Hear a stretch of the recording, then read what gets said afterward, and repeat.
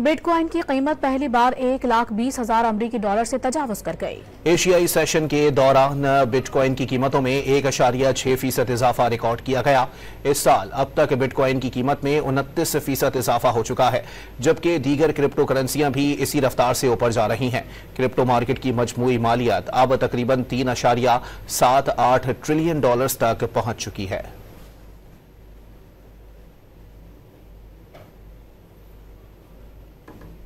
Bitcoin की कीमत पहली बार 1,20,000 अमरीकी डॉलर से तजावुज कर गई।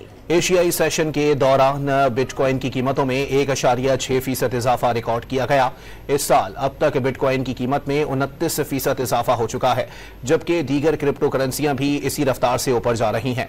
क्रिप्टो मार्केट की मजमूई मालियात अब तकरीबन 3.78 ट्रिलियन डॉलर्स तक पहुंच चुकी है।